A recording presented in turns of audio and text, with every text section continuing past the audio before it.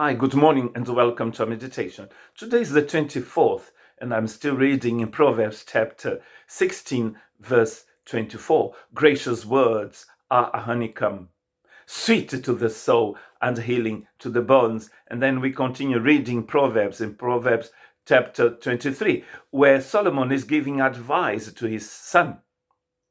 And we can say that God is giving us advices as well, just like Solomon gave them to his son. In verses 15 and 16, Solomon is saying, "My son, if your heart is wise, then my heart will be glad indeed.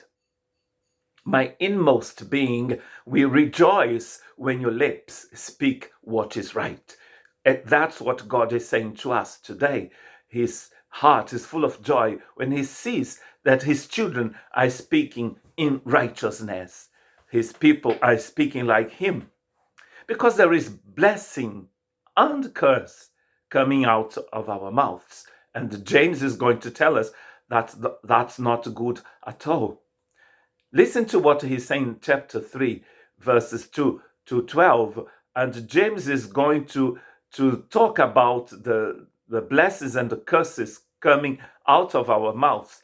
In his letter, half of his letter will be dedicated to it, to talk about the importance of speaking well. We all stumble in many ways. Anyone who is never at fault in what they say is perfect, able to keep their whole body in check. When we put bits into the mouths of horses to make them obey us, we can turn the whole animal.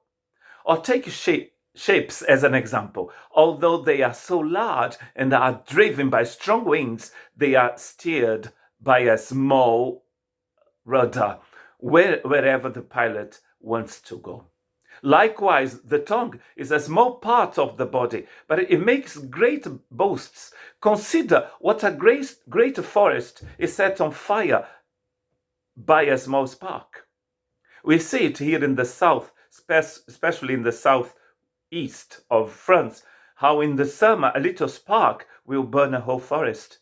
It did happen this year that a whole forest was burned by a little spark. And we notice that as well in Spain, in Portugal, in countries like Brazil, and other countries as well. A small spark will destroy a whole forest. James is saying that the tongue, our tongue, can be like that little spark that will destroy our whole life.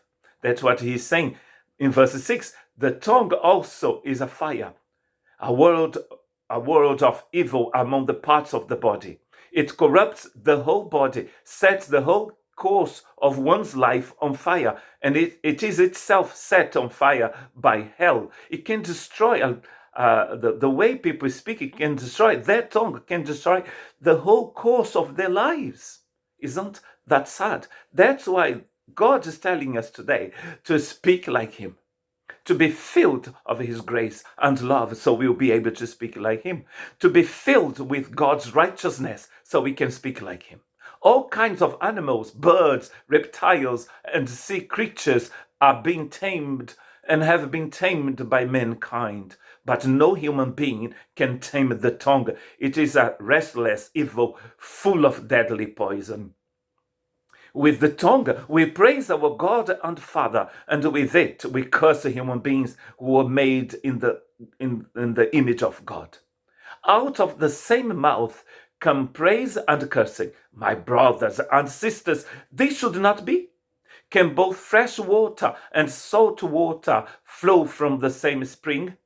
My brothers and sisters, can a fig tree bear olives, or a grapevine bear figs? Neither can a salt spring produce fresh water. If your heart is bitter, your words will be bitter as well. But if your heart is full of righteousness, that is what is going to come out of your mouth. God bless you.